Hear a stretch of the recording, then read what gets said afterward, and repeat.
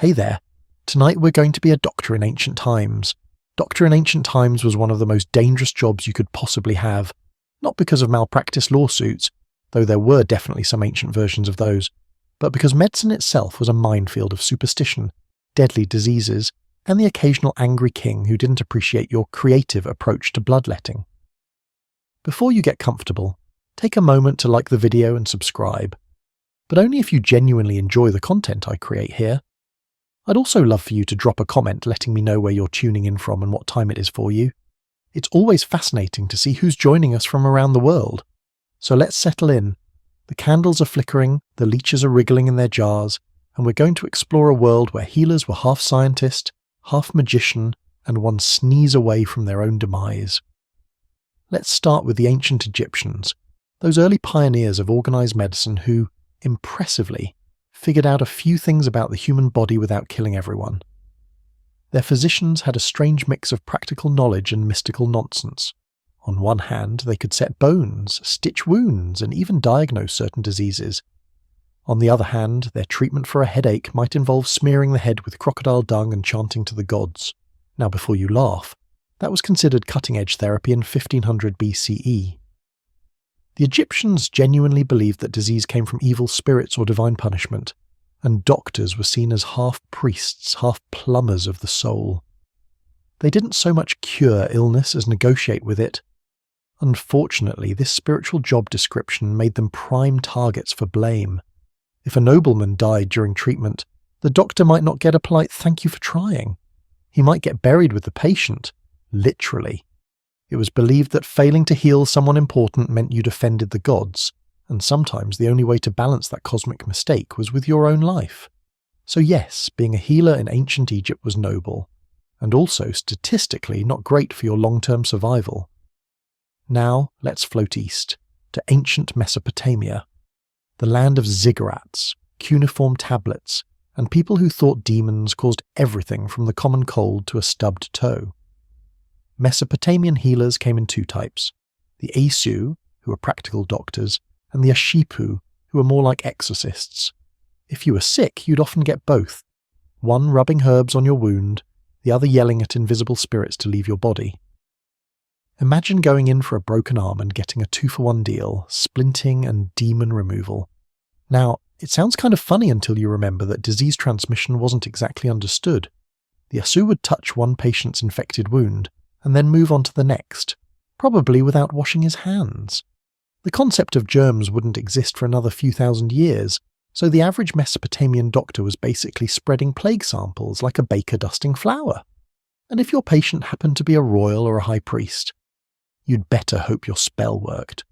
There's a record from the Babylonian king Hammurabi's law code, yes, the famous one, that laid out what happened when a doctor's treatment went wrong. If the patient was a commoner and died, you paid a fine. If the patient was a noble and died, you lost your hand. So imagine trying to perform surgery knowing that failure meant literally being out of work and out of hands for life. Let's glide over to ancient Greece, where medicine started to look slightly more rational, at least by comparison. Here we meet Hippocrates, often called the father of medicine, though honestly he'd probably just ask you to stop bleeding so much. He lived around the 5th century BCE on a small island called Kos, and he's the reason you've heard phrases like Hippocratic oath and do no harm. Though fun fact, that phrase isn't actually in the oath.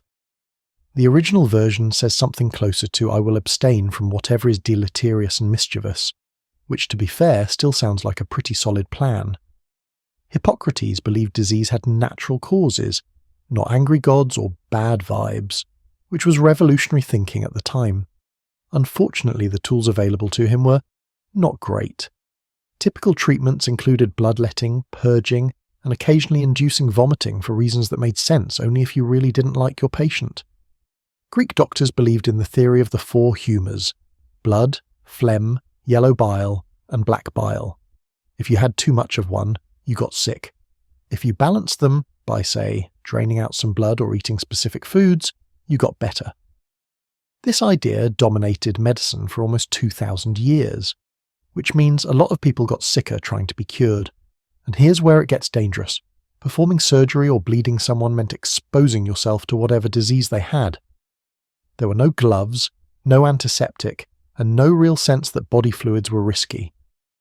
A doctor treating a patient with plague or typhus might be infected before the day was out. But hey, they were dedicated. One Greek physician named Democedes became famous for healing the Persian king Darius I after an injury, and was promptly forced to stay at the royal court so he couldn't leave. When being good at your job gets you kidnapped, you know medicine's a risky business. Now, let's drift toward Rome, that empire famous for its roads, its aqueducts, and its very confident approach to public health. Roman doctors were often Greek slaves or freedmen who brought medical knowledge into the empire. Some were skilled, others were absolute disasters. If you were rich, you could hire a private physician, ideally one who didn't accidentally kill half his patients. If you were poor, you went to a barber surgeon or a local herbalist, which was about as safe as getting heart surgery at a medieval farmer's market. Romans loved their baths, which helped with hygiene, but also helped spread skin diseases, infections, and lice. Doctors, who worked in those same environments, got exposed to every possible bacteria the ancient world could provide. The Roman writer Pliny the Elder, who seemed to have an opinion on everything, once complained that doctors were constantly experimenting on their patients. "They learn by our deaths," he wrote, which, while harsh, wasn't exactly wrong. One Roman surgeon, Archagathus, became so infamous for using knives and cauterization that people nicknamed him the Executioner. Not a great Yelp review. And yet, despite the risks, Roman medicine advanced. Doctors like Galen, who treated gladiators by the way, pushed the field forward through observation and dissection. But Galen also believed that the human body was basically a reflection of divine geometry, which led him to confidently describe organs that didn't exist. His medical theories were treated as gospel for over a millennium, even though he never actually dissected a human corpse. So yes, the most famous doctor in ancient Rome was guessing, and everyone just nodded along. Let's pause for a moment. Imagine being a doctor in the Roman world. You're holding a rusty scalpel, standing in a room that smells like wine, sweat, and fear. A soldier with an infected leg wound is glaring at you. His commander expects a miracle, and if the patient dies, you might be blamed for offending the gods. Now add the fact that most Roman surgeries were done without anesthesia. They used alcohol, opium, or sometimes just told the patient to hold still. And who got to hold the patient down? You, the doctor. Congratulations. Now you're covered in blood and probably whatever disease they had. If you survived long enough to grow old, you'd likely spend your later years with permanent hand tremors, chronic exposure infections, and maybe a reputation for witchcraft if you got too good at saving people. Honestly, early doctors were like the first beta testers of human health, brave, reckless, and constantly breaking things to see what happened. Let's move further east, to ancient China, home of acupuncture, herbal medicine, and philosophical health theories that made Greek humors look downright basic. Chinese doctors believed in balancing qi, the life energy that flowed through the body, but the social risk was high. Blocked or unbalanced, a misdiagnosis could cost you your career. Treatment involved herbs or your life, acupuncture needles, which makes the serene image of a robed healer with don't get angry needles slightly misleading. It sounds peaceful. They were living on the sharp edge of imperial politics, but not all doctors lived long enough to see old age, where ancient healers, court physicians who served emperors, faced system that astonishingly still exists today. If the emperor's health failed, Ayurvedic was rarely seen as the emperor's fault. Heads rolled, an intricate system of body energies called doshas. In the Ming dynasty, Vata, one imperial physician was executed after a treatment. The idea was to maintain balance between them through diet. His colleagues were encouraged to do better, sometimes being forced to observe the execution. Ancient Indian surgeons were performing operations thousands of years ago. Chinese medicine was including cataract removal, and even doctors wrote detailed medical texts, developed surgical instruments, and even understood often called the father of surgery centuries before, wrote about using a curved knife to repair noses and ears, techniques that were surprisingly advanced for the time. But his work came with, shall we say, occupational hazards. Surgery meant exposure to bloodborne diseases, infections, and the occasional very angry patient, and if you messed up, well, karma might not wait for the next life. Many Indian rulers treated royal physicians with a mix of reverence and suspicion. A successful cure earned you gold. A failure earned you a place on the Do Not Reincarnate Soon list. So across cultures, we see the same pattern. Ancient doctors stood halfway between science and superstition, courage and madness. They had to touch disease to understand it, and often paid the price with their own health. Let's take a soft breath here. You might be lying in bed right now listening to this, wondering if you would have survived as an ancient healer? Probably not, but that's okay, a few did. They worked with what they had: herbs, bronze knives, prayers, and blind optimism. Every time they cut open a wound, they risked infection. Every time they treated a fever, they risked catching it. And every time they guessed wrong, which was often, they risked punishment that was far worse than a bad review. But without them, medicine might never have evolved. Every failed surgery, every bizarre herbal concoction, every priestly chant over a dying patient, it all built the slow, strange road toward modern medicine. We'll keep wandering down that road in the next part as doctors move into the medieval era, where things somehow got even more dangerous. Because if you thought leeches were bad, wait until you hear about plague masks, exploding urine jars, and doctors who tried to cure syphilis with liquid mercury. You've survived ancient Egypt's crocodile dung cures, Greek bloodletting, and Roman surgeries with kitchen knives. You deserve a soft pillow and maybe a fresh leech-free blanket. But don't get too comfortable, because we're floating gently forward into the Middle Ages, when being a doctor was less about healing and more about guessing with confidence. Medicine in medieval Europe was complicated. Imagine a mix of astrology, scripture, and maybe a dash of goat urine. Doctors were considered learned men, or sometimes women, though they had to keep it quiet. And they believed health came from balancing the humours: blood, phlegm, yellow bile, and black bile. Still that same Greek theory, still stubbornly hanging around like a medical cockroach. And here's the fun part. Medieval doctors didn't just rely on the body, they also looked to the stars. Got a headache? Mercury's probably in retrograde. Bad stomach? Mars must be angry again. Yes, your diagnosis might depend on the moon's position rather than your symptoms. Let's start in the 12th century with the rise of the university-educated physician, a new kind of professional who wore long robes, spoke Latin, and charged enough gold to buy a small village. These doctors were supposed to represent the highest level of medical knowledge. Unfortunately, most of what they knew came from books written 1,000 years earlier by people who thought fevers were caused by bad air. One of the favourite medical texts was by the Roman doctor Galen, the guy who never dissected a human body. His word was considered sacred, so even when bodies and diseases didn't match his descriptions, doctors just assumed the bodies were wrong. They loved theory more than reality. Dissecting corpses was seen as unholy, so they preferred reading about anatomy instead of, actually looking at it. Which led to some truly creative errors. For example, Galen believed men had more teeth than women. No one checked for about 1,000 years. Now, medieval hospitals were not what you'd call sanitary. They were more like holy shelters run by monks and nuns, filled with the sick, the poor, and the dying. The goal wasn't necessarily to cure you. It was to make you spiritually comfortable before you met God. Picture it.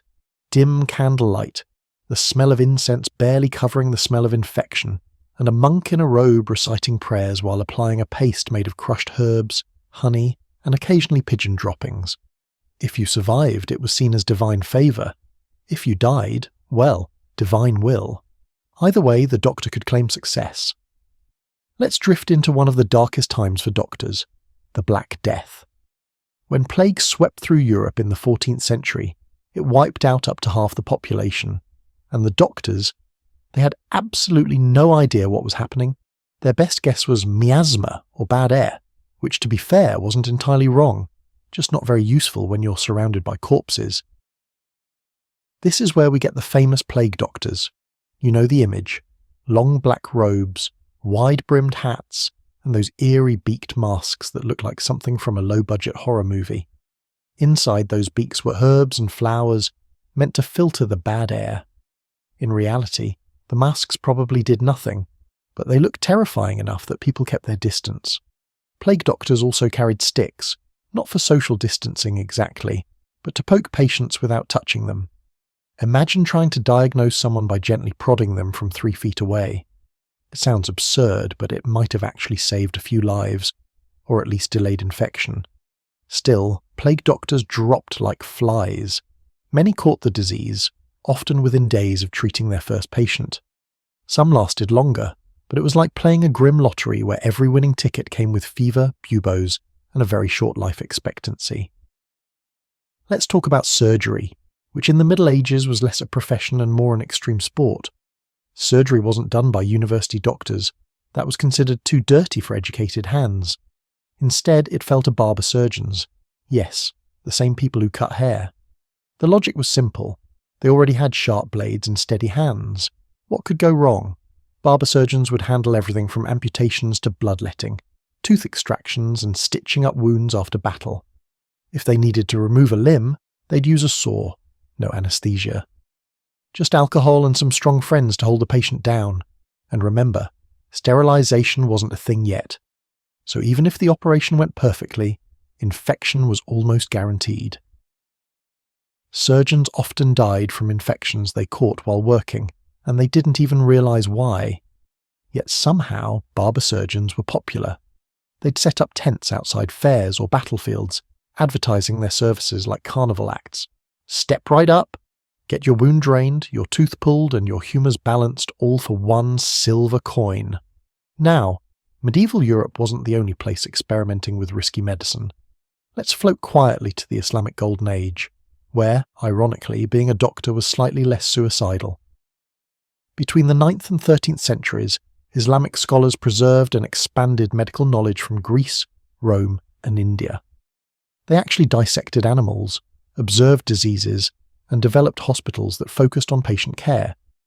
Doctors like Avicenna and Al-Rasi wrote massive medical encyclopedias that would later shape European medicine. Avicenna's Canon of Medicine became the textbook for centuries, though it still mixed solid observation with a few charmingly wrong ideas, like diagnosing fevers by tasting the patient's urine. But Islamic doctors had one huge advantage: cleanliness. Washing before prayer and maintaining hygiene were built into daily life. Hospitals had separate wards for different diseases, and doctors were required to keep records of treatments, something unheard of in Europe at the time. Still, they weren't immune to danger. Treating royalty was a gamble anywhere in the world. One wrong move, one bad potion, and your career could end in decapitation. Some rulers even kept multiple doctors, just to make sure at least one would survive long enough to fix their mistakes. Back in Europe, then there were the cunning slowly starting to look less like astrologers, herbalists, and more like midwives who practiced folk medicine. But it was a painfully slow evolution. They were often more effective than the learned doctors. By the late Middle Ages, the Catholic Church still controlled most medical education. Since they didn't have fancy Latin degrees, human bodies the Church labelled many of them as witches. So most doctors learned, as you might imagine, wasn't great for their health. Many were accused of using dark magic finally became allowed because they could cure fevers, very limited cases, or help with childbirth. They were treated like if a patient died, theatre, which let's face it was common. Gathered around as a professor read from Galen's book, while an assistant dissected a real body. Being a medieval doctor was dangerous. The body didn't match the text, the body was assumed to be abnormal. Meanwhile, that's one way diseases kept showing up like unwanted guests at a banquet. Doctors also used astrology charts to plan treatments. Smallpox. Before performing surgery or bloodletting, new opportunities for doctors to get infected. A new zodiac signs ruled certain body parts were in league with the devil. Cutting open someone when Mars was in Leo. Imagine being a physician walking through a plague-stricken town. You could die from infection. You're wearing layers of fabric. Planetary alignment was correct. Holding a stick, praying your mask's herbs actually do something. You treat 10 patients, watch 8 of them die, and then start coughing yourself. Still, they kept going. Some were motivated by faith, others by curiosity, and a few just needed the money. But the result was the same. Medicine advanced through trial, error, and a remarkable tolerance for risk. As we drift into the late 15th century, a few brave souls began questioning everything. A Flemish anatomist named Andreas Vesalius started dissecting human bodies and realized Galen's descriptions were wrong, shockingly wrong. He published De Humani Corporis Fabrica in 1543, a beautifully illustrated anatomy book that basically said, "Hey everyone, maybe we should stop," trusting a 1,300-year-old guesser.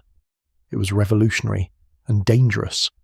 Challenging Galen meant challenging the entire medical establishment, which was like poking a sleeping bear in a lab coat.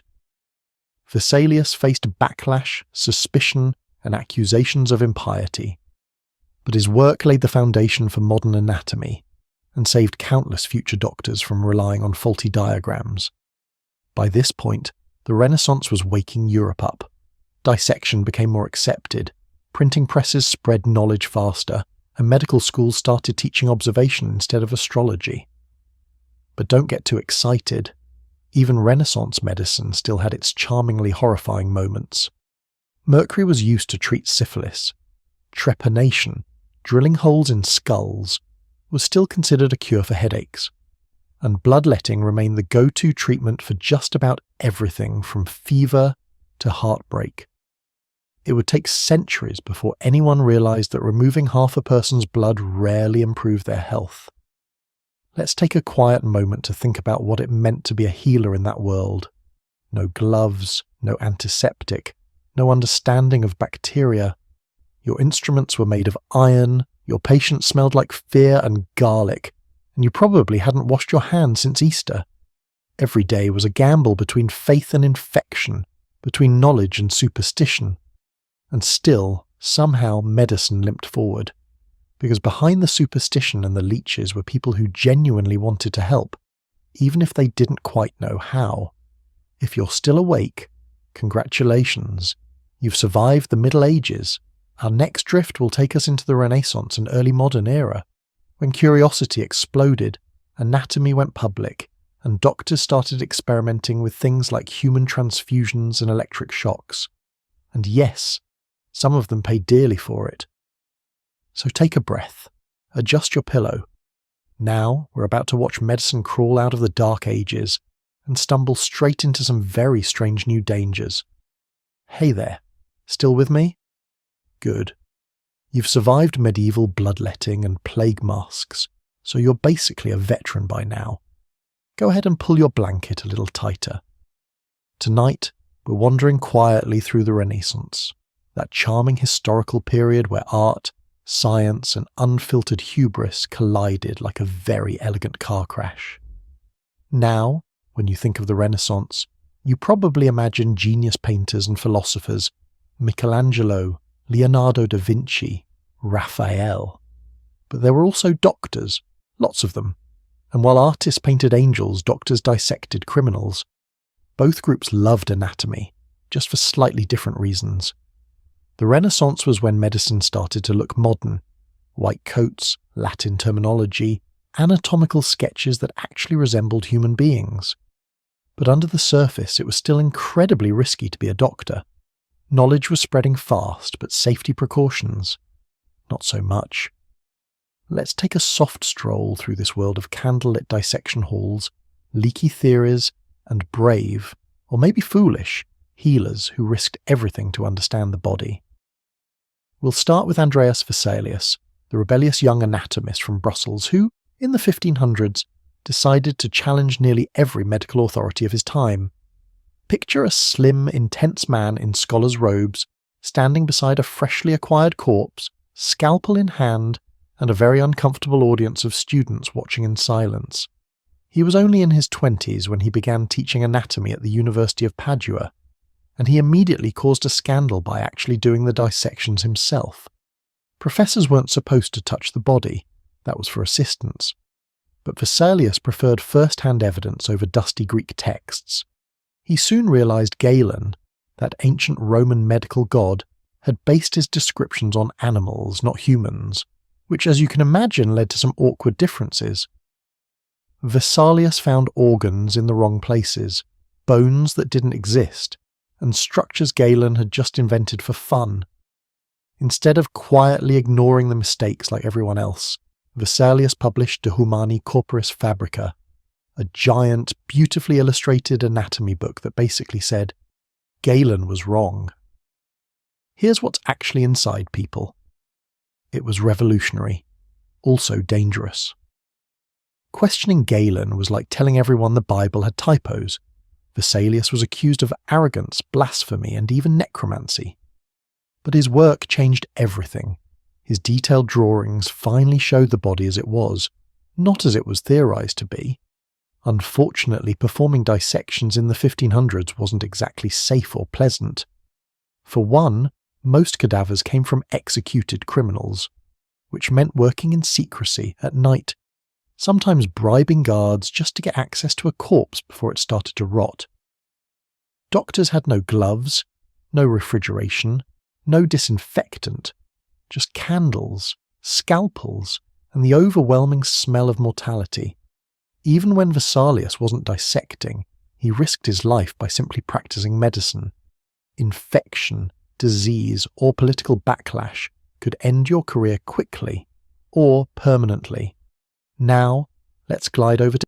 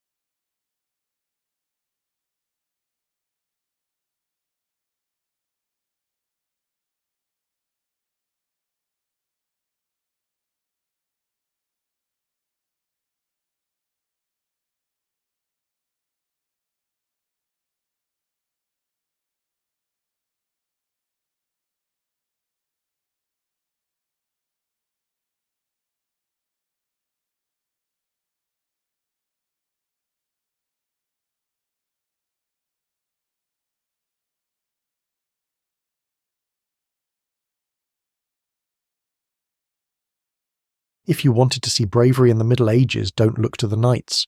Look to the man trying to lance an infected boil with a rusty knife while reciting prayers to St. Luke. Let's float further now, across centuries, into a slightly less filthy but still fairly fatal age, the Renaissance. By the 1500s and 1600s, medicine began to look slightly more like science. People like Andreas Vesalius actually dissected human bodies to understand how they worked, an outrageous idea at the time. Vesalius's book De Humani Corporis Fabrica, on the fabric of the human body, was revolutionary. He proved that Galen, that ancient medical superstar, had gotten a lot wrong. The problem? Correcting ancient authorities could get you in trouble. Vesalius was accused of heresy for dissecting humans.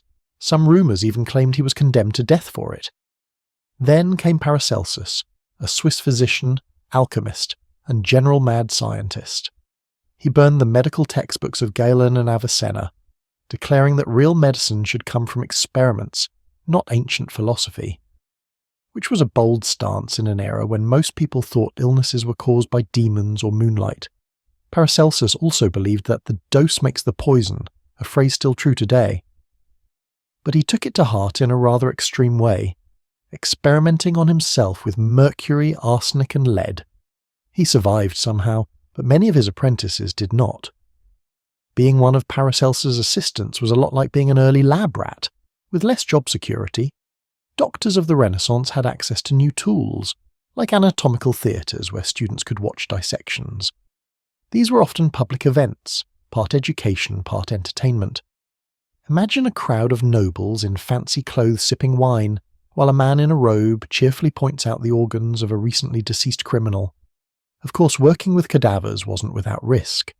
Dissection rooms reeked of formaldehyde, disease, and questionable life choices. Many physicians caught infections from the corpses they studied. The concept of sterilization was still centuries away, and even when they weren't dissecting bodies, doctors faced danger from their own experiments. Renaissance physicians loved alchemy, the idea that you could turn base metals into gold, or sickness into health, using mystical chemicals. So they brewed all sorts of potions in their labs: mercury, sulfur, arsenic. If it smoked or hissed, they probably inhaled it. Many died young. But